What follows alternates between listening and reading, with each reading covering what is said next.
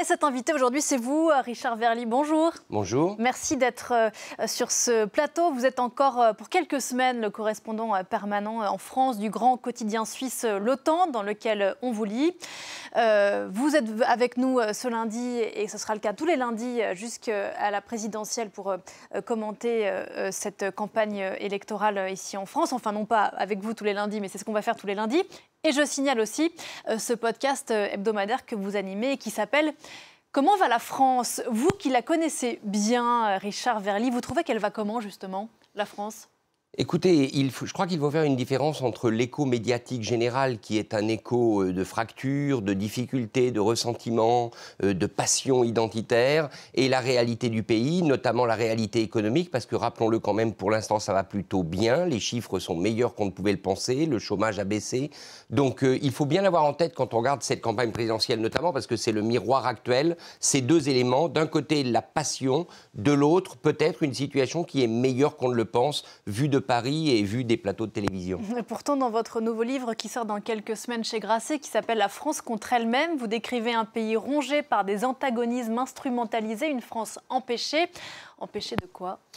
Je crois que la France est empêchée, au fond, d'être elle-même, et c'est ça l'objet de ce livre. Alors, c'est un livre un peu particulier parce que je raconte les fractures de 2022 au miroir d'une grande fracture qui fut celle de 1940 et de la ligne de démarcation que j'ai suivie, la ligne de démarcation de l'époque, et où j'ai vu qu'en fait, il y a une extraordinaire capacité française de solidarité, une extraordinaire capacité de rassemblement. Quand une énorme crise survient, il n'y a pas eu sans doute pire crise que celle de 1940. Donc voilà, le constat, c'est que le pays, encore une fois, il est ambivalent, et c'est ça qui le rend difficile à décrypter. Toujours d'un côté, le pays en fusion, les colères qui sont à fleur de peau, on le voit récemment là, avec le convoi de la liberté à nouveau, et les gilets jaunes qui pourraient revenir sur le devant de la scène, mais de l'autre, un pays presque immobile, tranquille, qui finalement vit sa vie en dehors des passions parisiennes et métropolitaines. La France qui s'apprête donc à se choisir un nouveau président de la République pour 5 ans. Le premier tour, c'est dans 55 jours. Vous en avez suivi des campagnes présidentielles, et pas que présidentielles d'ailleurs ici en France. Pour l'OTAN, qu'est-ce que celle-ci a de particulier pour l'observateur que vous êtes ? Je pense qu'elle a deux choses. D'abord, elle a un président sortant qui apparaît, en tout cas dans les sondages, plutôt en forme. Ça, c'est assez nouveau. Souvent, le président sortant, il est en difficulté. Emmanuel Macron, la pandémie lui a donné un tremplin en quelque sorte. Bien évidemment, il y a beaucoup de colère dans le pays, mais il est plutôt perçu comme quelqu'un qui, pour l'instant, a les cartes en main. Ça, c'est la première chose. La deuxième chose, c'est évidemment la surprise du moment. Et la surprise du moment, elle s'appelle Éric Zemmour. Il y a toujours, à chaque élection présidentielle en France, une surprise. Là, qui pouvait penser que celui qui était polémiste dans différents quotidiens et sur une chaîne de télévision réussirait en quelques semaines à monter ce qui est aujourd'hui une campagne quand même assez impressionnante où l'on voit qu'il est vraiment en ordre de bataille et qu'il est capable de bousculer l'ordre établi. Et de l'étranger, justement, quel regard on porte sur Éric Zemmour et cette surprise ? Je pense que c'est un personnage extrêmement français. C'est en tout cas l'impression qu'il donne. Il est extrêmement français d'abord par ses références, et il en abuse, vous savez, les références historiques, littéraires en permanence, mais il est aussi français parce que ce qui l'anime, ce sont deux ressentiments très français. D'une part, le ressentiment anti-immigré, alors partout dans le monde, il y a toujours des tensions avec l'immigration, mais en France, ça a pris une tournure extrêmement dramatique. Et d'autre part, chez Éric Zemmour, il y a ce miroir de l'histoire, l'Algérie française, Vichy. Ça, ce sont des épisodes très français qui n'appartiennent qu'à ce pays. L'événement politique du week-end, c'était le premier meeting national de Valérie Pécresse. C'était hier à Paris. Valérie Pécresse, dont la campagne patine jusqu'ici. Qu'est-ce que vous en avez retenu ? Alors moi, j'y étais donc au Zénith de Paris. Ce que j'en ai retenu, c'est que pour l'instant, sur la base de ce premier meeting, je ne crois pas qu'elle est en train de suivre la voie qu'avaient indiquée les observateurs. Tout le monde pensait au fond qu'elle allait aller chasser sur les terres d'Éric Zemmour. Et la meilleure preuve, c'est qu'elle avait à ses côtés Éric Ciotti, qu'elle a battu, mais qui est tenant d'une ligne de droite très dure.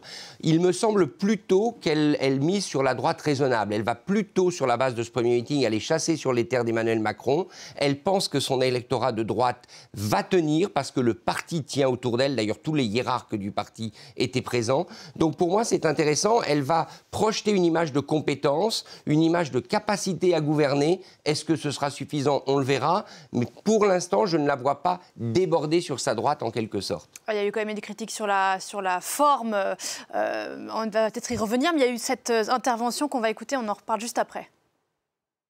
Serons-nous une nation unie ou une nation éclatée? Face à ces questions vitales, pas de fatalité, ni au grand déclassement, ni au grand remplacement.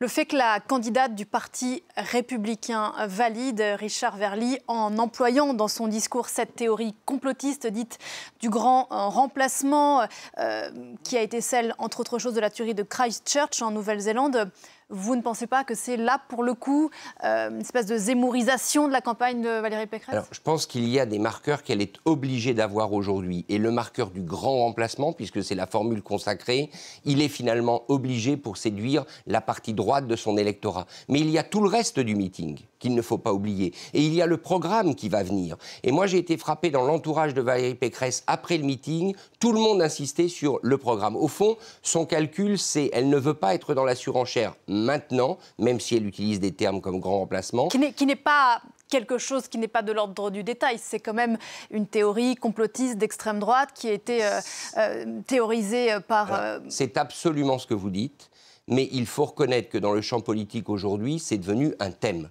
C'est devenu un thème de discussion, un thème de débat, soit pour dire que c'est vrai, ce que dit Éric Zemmour, soit pour dire que c'est faux, ce que disent un certain nombre de gens, même la majorité des gens, eu égard aux statistiques et à la réalité. Donc on peut le regretter, on peut regretter qu'elle utilise ce terme, mais pour l'instant, je n'y vois pas de sa part, je dirais, une effusion du côté d'Éric Zemmour. Je pense qu'elle va se garder, peut-être que je me trompe évidemment, mais sur la base de ce que j'ai vu hier, elle va se garder de trop pencher de ce côté-là de la balance, tout simplement parce qu'elle sait sans doute que pour elle, ce serait le baiser de la mort, parce qu'à ce moment-là, toute une partie de l'électorat de droite modérée partira immédiatement vers Emmanuel Macron. C'est difficile pour elle, le chemin. Il est ténu, mais elle va essayer de le tenir sur la base d'un programme, encore une fois, qu'on ne connaît pas pour l'instant. Voilà, la stratégie politique du grand écart entre la droite modérée que peut incarner Édouard Philippe et celle d'Éric Ciotti, quoi. Et ce discours était à l'image de ce grand écart, au départ très rude, enfin très à droite, et à la fin en tapant sur les extrémistes. Oui, mais regardez, par exemple, elle utilise la formule grand remplacement,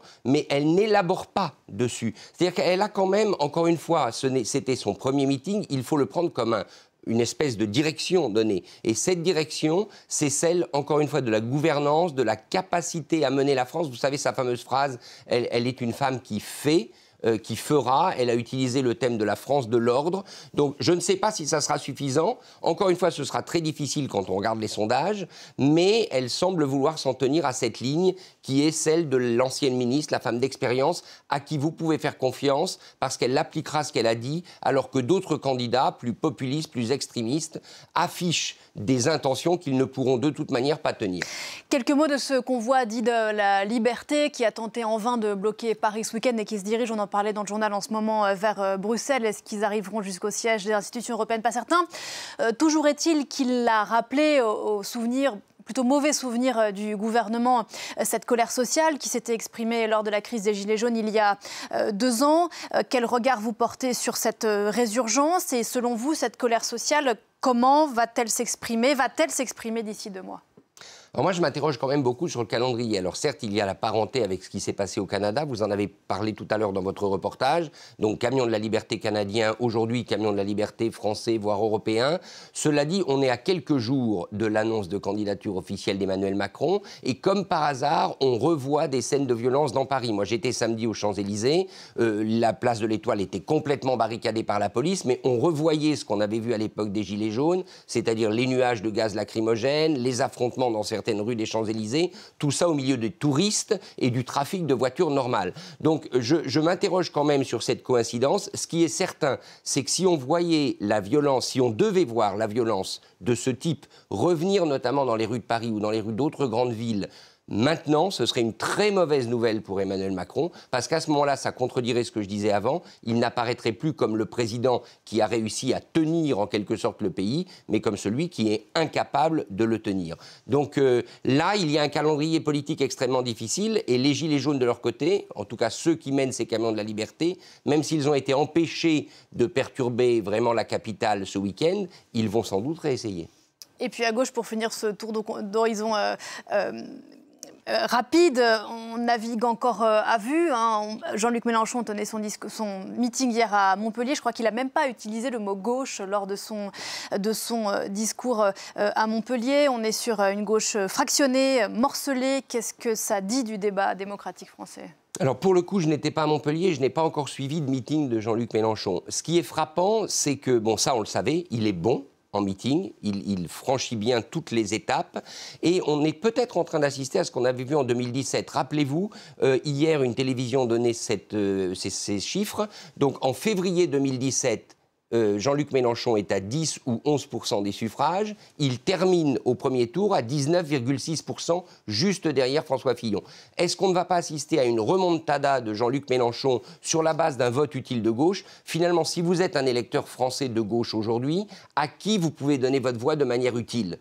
A priori à Jean-Luc Mélenchon, même si le personnage ne vous plaît pas tellement. Et ce qu'il risque de faire, et c'est ce qu'on a vu à Montpellier, c'est qu'il va justement gommer tous les aspects de sa personnalité qui peuvent diviser, notamment son soutien à certains régimes autoritaires, etc., pour essayer de rassembler son peuple de gauche. Donc il y a une équation Mélenchon, et d'après ce qu'on dit du côté de l'Élysée, on est très attentif à ça, parce qu'on croit que l'électorat de gauche ne va pas se disperser, voire se réfugier dans l'abstention, mais qu'il sera bien présent. Et derrière lui, en quelques mots, c'est le naufrage ?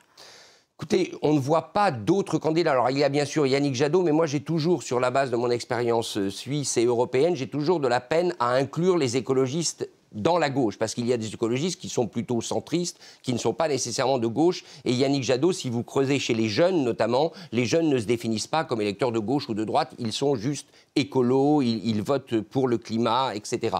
Et puis il y a Fabien Roussel, dont on voit qu'il fait une percée, au moins dans les médias. Pour le reste, c'est extrêmement difficile. Il y a évidemment le calvaire, parce qu'on ne peut pas employer d'autres mots, calvaire dans les sondages d'Anne Hidalgo. Et en ce qui concerne Christiane Taubira, la grande question des parrainages, puisqu'il semble qu'elle est mal partie pour obtenir les fameuses 500 signatures. En deux mots, vraiment, en Suisse, ça intéresse beaucoup cette campagne française. Je voyais que ça faisait la une du Temps ce matin, le meeting de Valérie Pécresse. Évidemment, parce que pour deux raisons simples. D'abord parce qu'en Suisse romande, en Suisse francophone, le spectacle politique français passionne. On a un régime parlementaire beaucoup plus calme. Et ensuite parce que l'enjeu est déterminant. La France est un des grands voisins de la Suisse. Et quand la France va bien, en général, une bonne partie de la Suisse, notamment francophone, va bien aussi. Merci beaucoup, Richard Verly, d'être venu ce matin sur le plateau de Paris.